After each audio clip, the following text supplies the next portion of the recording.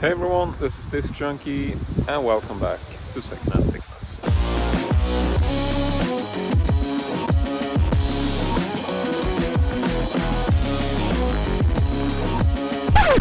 So, carboot sale day is here, Saturday as usual, looking really good, weather is awesome, place is really big. So yeah, let's just get this show on the road.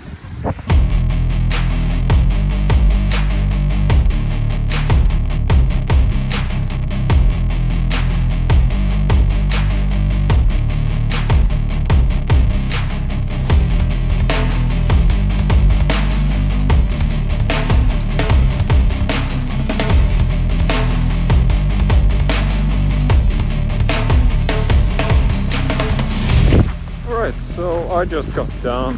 Absolutely awesome weather. Actually took the time to walk through the whole thing twice. And yeah, I actually made some pretty bizarre finds today. So let's just go ahead and see what I found. Alright, so I'm back in the cave and it's time to check out the finds of today. Now, I thought I would start with something which is a little bit uncensored, but it's actually erotic paintings. So this deck of cards essentially has 54 playing cards with the best erotica paintings collection. So I know YouTube is pretty sensitive about erotica, but these are essentially paintings, so I don't think this is a problem to show. I'm not going to go into too much detail on this, but I just wanted to give you a brief look at them. So here is just a shot of the back of these cards. And as far as the rest, these seem to be very sort of mixed paintings, like it's various different artists. There's really like no info about, what artists there are or where they're from, and I don't really know anything about the age of these. I haven't really been able to find a specific deck. I don't think this is like particularly vintage. It feels more like a vintage looking deck than an actual vintage deck. But overall, I mean, I scored this for, I would say maybe like 20 Swedish crowns, roughly €2. And I don't know, I bundled this together with something else, which I thought I would mention. But before that, I just want to say that this essentially says that this is 54 playing cards. Now, a normal deck will have 52 cards without the jokers. But what's funny is that this one, I don't know if you noticed, but this one essentially has 3 jokers in the deck, which means that it's actually not 54, it's actually 55 cards, because it has the regular cards of 52 and then it has 3 additional cards, which will make it 55. So the cover isn't even accurate. But regardless of which, I thought this was a kind of a fun find. I wasn't really planning to spend much on this, and I got this from one of my sort of common sellers that I tend to stop by at his table. And he essentially had this deck of cards, and he also had a copy of the Texas Chainsaw Massacre, which, as you know, is one of my primary sort of collectability kind of subgenres. Like I have a whole room of Texas Chainsaw Massacre releases, which I'm sure most of you know if you follow this channel. And so if I ever stumble upon a Texas Chainsaw Massacre release, even if I own it, I mean, if it's cheap, I will always pick it up as a duplicate. So this is a pretty common Swedish retail tape from the 90s. I think this is from around 1995, released by Atlantic Film. And I have a couple of these already, but if I find it for cheap, I will definitely pick it up. So I got both of these for a total of 60 Swedish crowns, so that's roughly €6. And moving on, we have a few more items, which I desperately need to show you.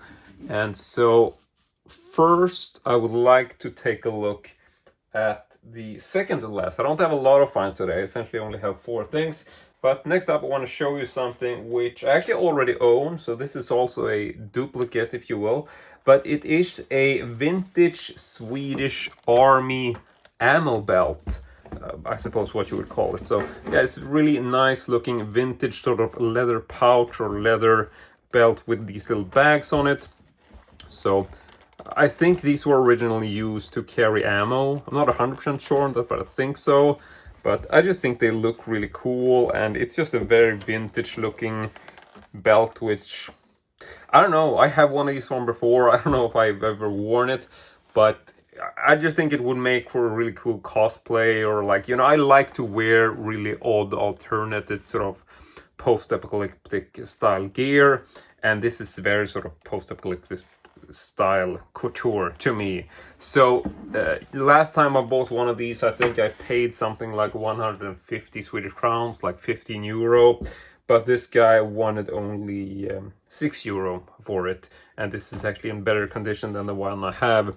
So I didn't really say much, and he essentially lowered the price down to 4 euro, which I think is an absolute bargain. So really happy about this. Got it for 4 euro, and looking to be in pretty good condition. So definitely very happy about this pickup. And now the last pickup of today. I'm gonna need to move that out of the way, because now I have something which is actually not for me. This is actually for a friend of mine. And as you know, I have a friend, his name is Stefan, who's very into Legos. And today I scored a item for him, which is very odd. And this is a 1986 Tyco telephone, aka a Lego telephone. It's not actually a original Lego product, but it is a Lego inspired design. So yeah, this is a common household telephone. So you would plug this into the wall back in the 80s, and so this will work like any sort of household phone. It has a regular sort of like phone part to it with the microphones and stuff. Here you can see the branding. It actually says Tyco. There's no year mentioned on the actual phone, but a quick Google search and it tells me that this is from 1986. Now, as far as the sides, this looks like they are actually built from pieces, but this is essentially a mold. So I think most of this is like glued. I don't think they are actually built pieces, but one cool thing is that you can essentially build stuff on this, even if you want to use like regular Lego pieces. They are definitely compatible. So here's just a little Lego guy, and he has exactly the same dimensions. So if you want to build stuff on this, you essentially can. And there is even a secret little compartment. You can see this thing on the side. This is actually a small little, see if I can pull that out. There we go. It's actually a small little compartment which has some additional pieces. I see here is actually an original Lego piece, but most of these I think should actually be Tyco pieces. So yeah, here's another example. I don't know if you're picking up on that, but that is actually branded with Tyco in the middle. So I assume these pieces should actually be original Tyco pieces, but from the looks of it, it actually comes out further. I realized there was some stuff stuck in there, so yeah, not really sure if I got everything out, but I think so. So yeah, this actually pulls out further. This is essentially the full drawing length. I didn't even know that. So yeah, there were a bunch of pieces in here which don't really seem to be Tyco originals. Here's a Tyco piece. This is Lego. This is Lego. Yeah, seems to be a mixed bag, so I suppose we're not gonna throw those back in there. I just mentioned that they were there. And so yeah, I'm not really sure how much to show, but this has like the regular sort of phone connecting cord thing. Like this is a European standard. So yeah, you would plug this into the wall like any sort of phone. The phone net or sort of network here is shut down now, I think. Or maybe it's not. I can sort of confused it with a television network.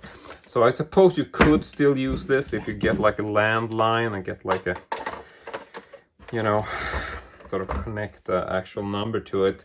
But I don't actually have that. I just have my cell phone. But like I said, this wasn't even for me. So I can just show you a little bit more of this. Gonna flip it over. Here you can see there's like an original sort of sticker, which is from the Swedish sort of telecommunication network, I suppose you could say. Like it's the national sort of company that handles the telephony and the tele networks here.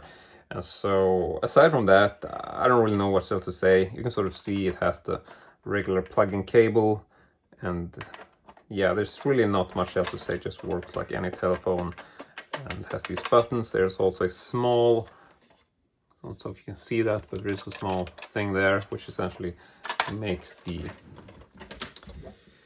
phone, like you hang up the phone, there's just a small mechanics there, so this whole piece doesn't really move, it's just a small piece there. But yeah, so that is essentially it for all the stuff I found today. I don't know if I can even fit them in frame because they're quite big, but I have to say I'm quite happy with this. And the phone essentially cost me a total of, see what it was. It was listed at 400, which is essentially 40 euro, but I was able to bargain this, essentially haggle my way down to 30 euro, which I think is definitely a price worth paying. Maybe not for me, seeing as this wasn't for me, but even if you look at like eBay prices and stuff, I'm pretty sure that 30 euro is quite a bargain. I mean, I haven't tried this, I don't know if it actually works, but regardless of which, I know that Stefan was definitely happy about this rather odd pickup. And so yeah, that's all of my finds today. Definitely an odd bunch of things, but I'm pretty happy, so I hope you enjoyed looking at this video. And with that, I want to say thank you very much for watching, and as usual, hope to see you all next time.